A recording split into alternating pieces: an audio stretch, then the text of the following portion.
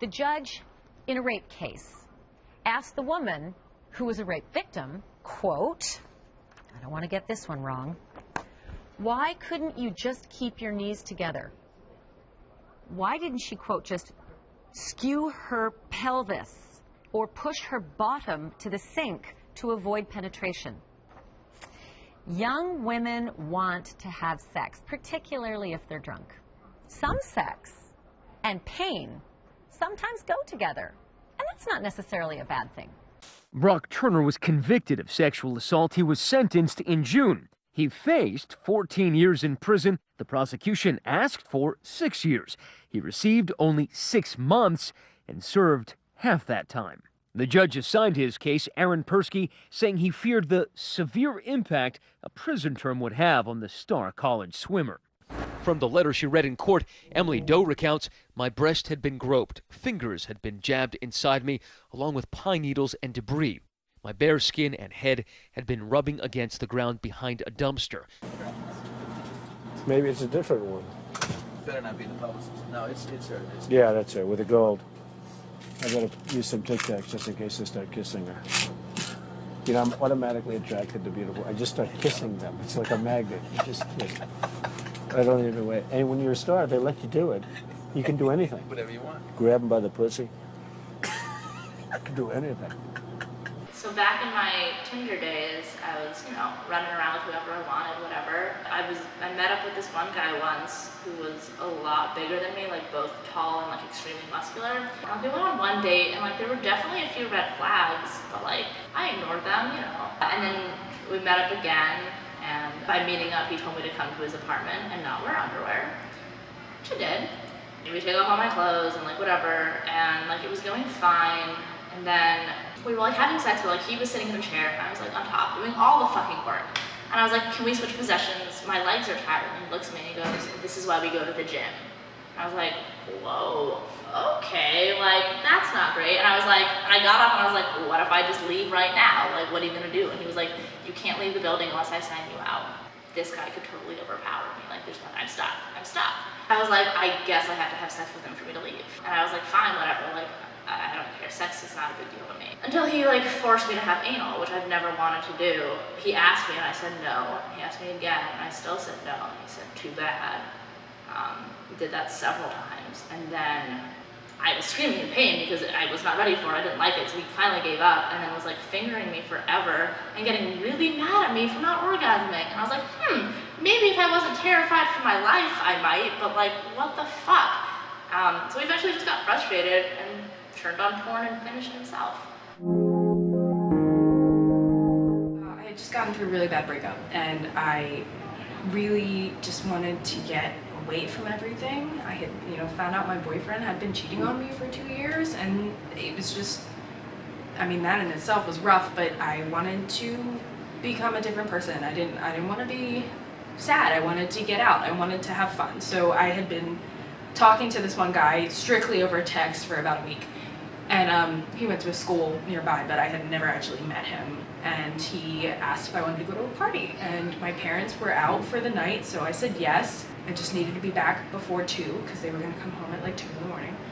They picked me up, which in my defense was a bad mistake on my half. I didn't have my own ride, so I shouldn't have done that. But they did pick me up, and I went to this party, which was not a party. When I got there, we were in the basement of this guy's parents' house, or his friend's parents' house, and the parents were asleep upstairs. It was just 4 guys and me.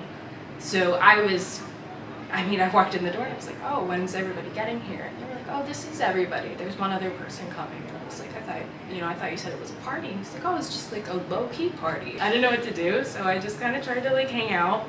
And then they all locked me in this room with this one guy who made out with me for like 10 or 15 minutes, and I didn't want to kiss him at all, but he kept touching me and just touching me and trying to get like in my pants and physically just trying to get under my clothing and touching me and making out with me, and I kept trying to like wiggle away because it was like this weird, I was in between a rock and a hard place. Like I didn't want to offend him because he was my ride, you know, like, and I didn't want to make him angry because I needed to still get home, but I didn't want to kiss him either. I didn't know what to do, and it just kept going on, and then we moved to a different part of the room, and he kept trying to kiss me, and I think eventually I kind of was just like, hey, like, I don't really, I just need a break, and he was like, okay.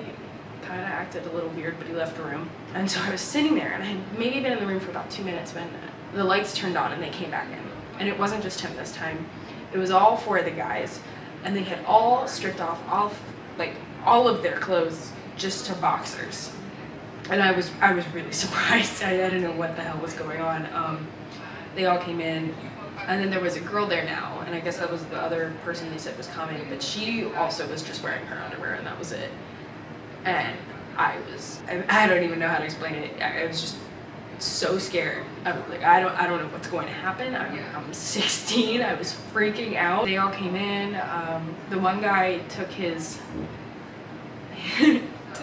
balls out of his underwear and put them on my shoulder right by my face, and everybody was laughing about it. I was very uncomfortable, and so I went, after being kind of forced to stay in that room for a little bit, I went to the other room, but they all followed me, and they started to pressure me. They were like, why won't you take your pants off? Why don't everybody else has their pants off? Why won't you take your pants off? And I kept saying I didn't want to, and I wasn't comfortable with that. And then they started shaming me. They were like, oh, you think your ass is ugly, like trying to just make me feel terrible. And at that point, they had been like railing me for like 6 minutes, 10 minutes, I'm not really sure.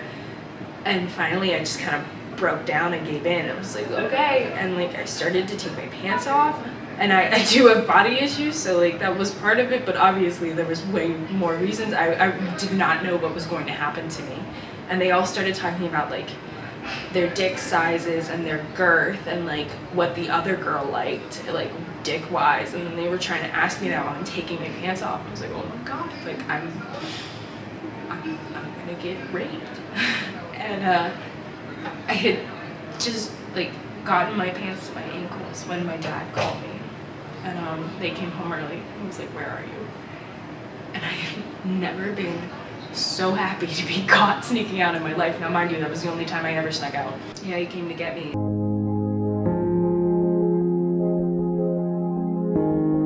So I was at the Port Authority subway station getting on the AC train uptown, and I was standing there talking on the phone with my friend because we were like going to hang out. So I was like, hey girl, what's up? And this man just comes up to me and he like stares at me and like smiles and literally just like touches my shoulder and like goes down like this, and I like look at him and I'm like, I didn't like say anything because I was on the phone with my friend, and then he like smiles and like looks at me and I'm like, ew.